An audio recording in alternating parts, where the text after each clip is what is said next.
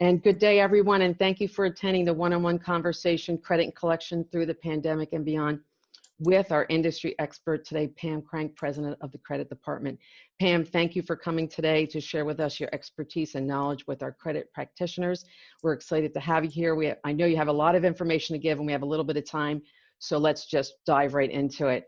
So the pandemic hit the U.S. I'm sure you, as well as all of us, thought it would be short-lived, and here we are 8 to 9 months later. So as Dennis pointed out, the state of the retail industry, and also a staggering 163,000 small companies have gone out of business since the pandemic. So Pam, tell us, what have you done and what are you currently doing to handle the order to cash and collection process for your clients? Thank you, Donna. It's great to be here. Yes, it was quite shocking for us, as it was for most credit departments, to be told in our state of Minnesota to shut down. We were a non-essential business, so we all went home. Luckily, about half of our 28-person workforce was already working from home. So we had voice over IP. We had updated all of our workstations in 2019. So that part of it was the easy part for us. The question was, where do we start with what we have? We manage almost $1 billion in receivables, about 200,000 billed to accounts.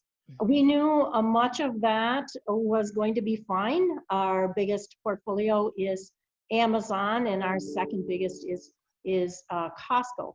So we knew we could set aside a large part of our receivable and focus on where those risks were, specifically the smaller companies, as you mentioned, and the businesses that were already in trouble pre-pandemic.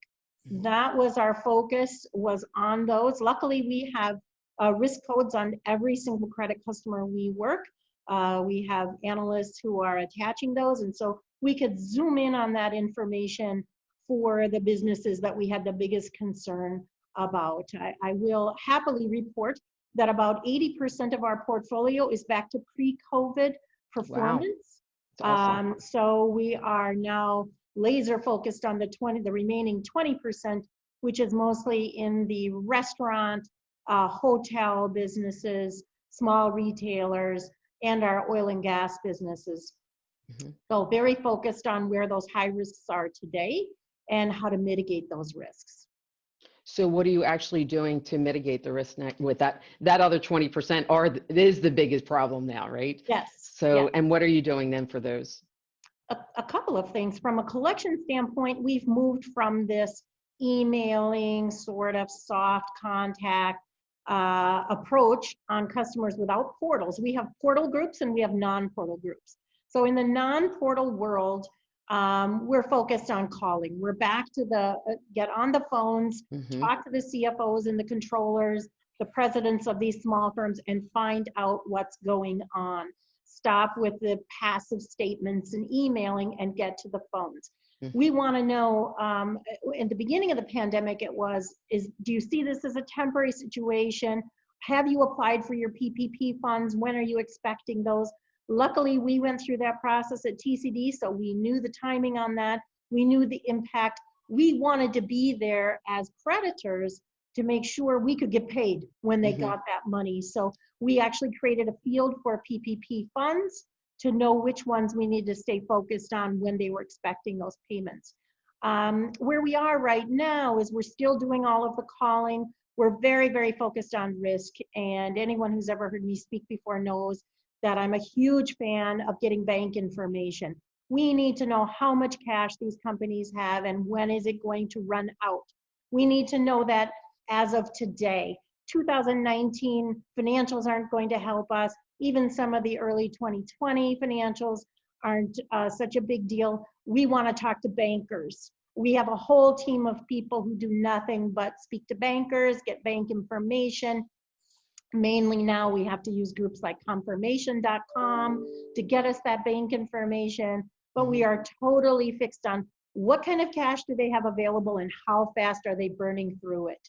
So things like defensive intervals are very important to us, staying very, very focused on that cash availability. Now, what's your threshold? That's quite extensive to get the bank information, to talk to the bank officers. What is your threshold to get that kind of information? It depends on our clients. They tell us, what I ask our CFOs, that we work for 20 some CFOs, is tell me what amount loss would keep you up at night. And anything above that, we ensure they have bank information. Our commodity businesses never stopped getting bank information because their margins are so tiny. They can't afford for one truck not to be paid or to be paid late. So we're shifting our model back to more our high risk, our low margin businesses to say we need to have this at this threshold. That's awesome. Great information. And what about for the risk evaluation for those accounts that aren't keeping them up at night? How are you evaluating them on an ongoing basis? Well, that's a good question because public information is behind because the courts are behind. So pulling LexisNexis information, we have historically been pulling that information. It's not readily available, or newer information isn't coming. We're just starting to see the courts in session on some of these liens coming through. It's just started in the last couple of weeks, so we're back to using a lot of information from LexisNexis. But we're looking inward. We're not buying so much credit information right now. We're looking at what is the best possible DSO and how are customers performing against that. So in other words, what is the blended term that they should be paying within? And then how many days beyond that are they paying? So we're looking at this by region, by sales rep, of course by client, but groups of customers, so that we can see those trends. Because part of the challenge for a lot of us credit people is the fact that our businesses are extending terms. Might have been a net 30 customer for years, and now we're going to 60 days to help them through the pandemic. DSO has to be thrown out the door traditionally because those terms have been extended. Of course, we look lousy because the DSOs have jumped into the 60s now, but our terms are 60. So best possible DSO is what we're measuring internally, and how many days beyond that best possible DSO are our customers performing. We marry that with our risk information to get laser focused on that 20% that we have concerns about. That's awesome. Yeah, because that 20%, we don't know what's going to happen. The stimulus package hasn't been passed yet, and I'm sure a lot of people are running through the stimulus money that they've had. So there's a lot of questions in the air. So what trends are you following, and what trends concern you the most too in following what's going to be happening here? I would say from a trend perspective, it all gets back to the individual business and their cash. We are asking for snapshots now. Insurance has gone away for a lot of our clients who were using insurance. They either have a portfolio that's too risky or it's too expensive. So we're literally getting snapshots of customers' bank accounts to show us what their average balances have been, what their line availability is. We're watching the banks right now. I'm lucky to have a son who's a lender, and so I get a lot of information from him on what lenders are doing, because we are so tied to the cash availability of these businesses to be paid as creditors, as trade creditors. So we're very, very focused on that. And of course, we're looking at industry information. What is happening in our oil and gas business? What is happening in our retail business? So we're very, very focused on information coming out of our industries and our trade groups, our credit trade groups as well. Because it's the most current, and that's a great idea, to get a snapshot of the bank account directly from your customer, that you're the client, or the customer that you're trying to collect from too. And I know we have to wind down. We could go on for an hour, Pam, I know, with you. So I'm going to try to wrap it up as best I can.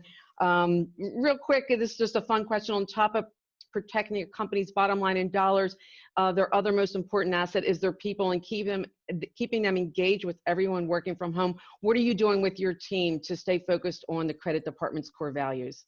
Yes, we check in with each other every day. We have 28 people, so we check in when we arrive in the morning. We check out when we're out, so everybody knows when to transfer calls, when people are going to be out.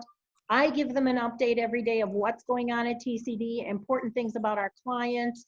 We do something really fun called Social Zoom on Fridays, where we have a half an hour where we play a game, we have a prize. whoever just wants to meet over Zoom with their coworkers, they can have fun talking to each other and playing this game, and of course win a prize every week. So they're always very happy to do that. Yeah, it's an awesome thing. Otherwise, we have our small group team meetings and then our monthly meetings as well for everybody in the group. I think I'd like to attend those Friday Zoom meetings, those fun ones. Yep, we do get outsiders come into play too. They're very competitive. They love you might want the game. count me in and all the other listeners we have here today too.